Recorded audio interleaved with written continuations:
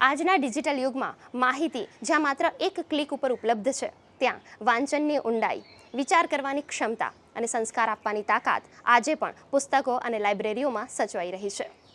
દર વર્ષે 23 એપ્રિલે ઉજવાતો વિશ્વ પુસ્તક દિવસ આપણને વાંચનની આદત તરફ લઈ જવા પ્રેરિત કરે છે. અને એટલે જ આજે ગુડ ન્યૂઝ ગુજરાતમાં આપણે લઈ જઈશું ગુજરાતની એવી લાઇબ્રેરીઓમાં કે જે માત્ર પુસ્તક સાચવી નથી રહી, પરંતુ વાંચનની સંસ્કૃતિનું જીવંત ઉદાહરણ બની રહી છે અને નવી પેઢીને વિચાર ક્ષમતા વધારવાની પ્રેરણા પણ આપી રહી છે. પુસ્તક માત્ર પાનાઓનો ઢગલો નથી, પણ એક એવી દુનિયા છે જ્યાંથી વિચારો જન્મે છે, સંસ્કૃતિ જીવંત રહે છે અને પેઢીઓ વચ્ચેનો એક અદૃશ્ય સંબંધ જોડાય છે. એક સમય એવો હતો જ્યારે પુસ્તકાલયો જ્ઞાનના કેન્દ્ર હતા અને આજે ફરી એકવાર યુવાનો અને વાચકો આ લાઇબ્રેરી તરફ વળતા જોવા મળી રહ્યા છે અને લાઇબ્રેરીઓમાં જીવંતતા આવી રહી છે. ગુજરાતના અનેક વાંચનાલયો નવી પહેલો અને આધુનિક સુવિધાઓ સાથે વાચકોને આકર્ષી રહ્યા છે. ત્યારે ચાલો જઈએ અમદાવાદમાં ગુજરાત વિદ્યાપીઠ ખાતે આવેલ ગ્રંથાલયની મુલાકાતે. ગાંધીજીના વિચારોથી પ્રેરિત આ કિતાબખાનું માત્ર શિક્ષણ નહીં, પરંતુ સંસ્કારનું કેન્દ્ર પણ છે. વિદ્યાપીઠ ગ્રંથાલયની સ્થાપના 1920માં ગાંધીજીએ કરી હતી. જ્યારે અસહકારનું આંદોલન ચાલુ થયું ત્યારે અંગ્રેજી શિક્ષણનો બહિષ્કાર કરીને ભારતીય શિક્ષણ આપવા માટે થઈને વિદ્યાપીઠની સ્થાપના થઈ. એ સમયે જ ગુજરાત વિદ્યાપીઠ ગ્રંથાલયની સ્થાપના થઈ. આ ગ્રંથાલયમાં 6 લાખથી પણ વધારે પુસ્તકો છે. એમાં ભગવાન વેદ, હસ્તપ્રદ, ઓક્સફર્ડ ડિક્શનરીના જે બધા બહુ જ મોટા મોટા વોલ્યુમો છે, 30 વોલ્યુમ, એ વોલ્યુમ અને શ્રીમદ રાજચંદ્રનું પુસ્તક છે જે લોખંડના બાઇન્ડિંગથી બાઇન્ડ કરેલું છે. 1800ના ઘણા પુસ્તકો છે. તેમાં એક પુસ્તક છે જેમાં જીવાત્મા આવે એટલે એને ગોળથી વરખ ચડાયેલો છે. પુસ્તકોથી જીવનમાં ખૂબ જ આપણને શીખવા મળે છે. મોબાઈલ અને કોમ્પ્યુટરમાં પુસ્તકો હોવા છતાં પણ હું પુસ્તકો ખરીદું છું અને વાંચું છું. અને પુસ્તકો વાંચવામાં ખૂબ જ આનંદ. હવે જઈએ ખેડાના નડિયાદમાં આવેલ અખંડ સૌભાગ્યવતી ડાહી લક્ષ્મી લાઇબ્રેરીમાં. વર્ષ 1898માં સ્થાપિત આ ઐતિહાસિક પુસ્તકોનો ભંડાર આજે 128મા વર્ષમાં પ્રવેશ કરી રહ્યું છે. 4000થી વધુ પુસ્તકો, 1500થી વધુ સક્રિય સભ્યો અને રોજે રોજ આવતા 100થી વધુ વાચકો આ વિદ્યા મંદિરની જીવંતતા દર્શાવે છે.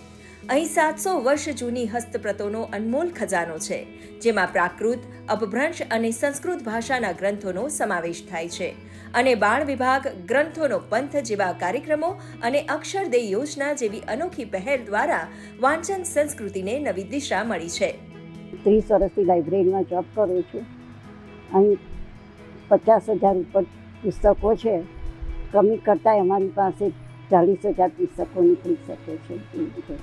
અને ઘણા બધા ગુજરાતી, હિન્દી, ઇંગ્લિશ અવેલેબલ હોય છે. બીજી કોઈ ભાષાના પુસ્તકો છે ને સંસ્કૃત ભાષાના છે. ખાસ કરીને અમારે અહીંયા આગળ નવલકથા વધારે વંચાય છે. નવલકથાનો બેઝ વધારે છે અહીંયા આગળ વાંચવામાં. પછી બીજો આવે નિબંધો આવે, જીવન ચરિત્ર આવે છે અને ઇંગ્લિશમાં નોવેલો વધારે વંચાય છે. જ્યારે નાનપણથી સ્કૂલમાં ભણતો હતો ત્યારથી નિયમિત એક વાચક તરીકે અસો ડાયલેક્સની લાઇબ્રેરી નડિયાદની મુલાકાત લઉં છું. નિયમિતપણે જ્યારે બી સ્ટડી કરતો હતો ત્યારે બી એક પાસ કરવાના ટાઈમમાં નોલેજ વધારવા મેગેઝિન અને પેપર્સનો વાંચન નિયમિત રહ્યો છું.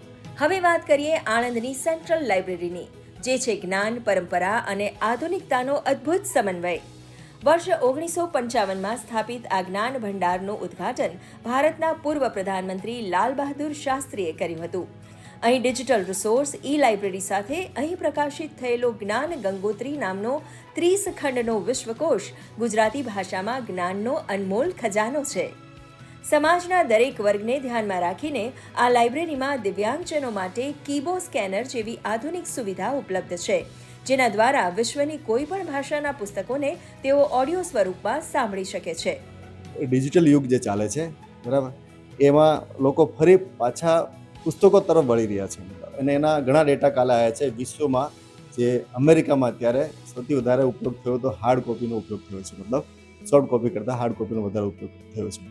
એ લોકોને સંતુષ્ટિ જ્યારે પુસ્તક હાથમાં હોય ને ત્યારે એને લાગે છે કે હું વાંચું છું. મતલબ બાકી ડિજિટલમાં પેલું એટલું માઇન્ડ કોન્સેપ્ટ નથી થતો એ લોકોનો, એટલું દિમાગમાં અમે સર્વે કર્યો તો એમાં એ લોકોને યાદ નથી રહેતો, પણ પુસ્તકમાં વાંચીએ કાયમ માટે યાદ રહી જાય છે. લાઇબ્રેરીમાં પુસ્તકો વાંચવાથી ધ્યાન કેન્દ્રિત થાય છે અને મોબાઈલથી દૂર રહીને વાંચવામાં ધ્યાન અપાય છે. ગુજરાતના સરસ્વતી મંદિરો સાબિત કરે છે કે સમય ભલે બદલાઈ ગયો હોય, પરંતુ જ્ઞાનની તરસ આજે પણ એટલી જ પ્રબળ છે. મોબાઈલ અને ઇન્ટરનેટ વચ્ચે પણ પુસ્તકોની સુગંધ અને વાંચનની શાંતિ આજે પણ લોકોને આકર્ષી રહી છે. ગુડ ન્યૂઝ ગુજરાત માટે અમદાવાદ, નડિયાદ અને આણંદથી ટીમનો રિપોર્ટ.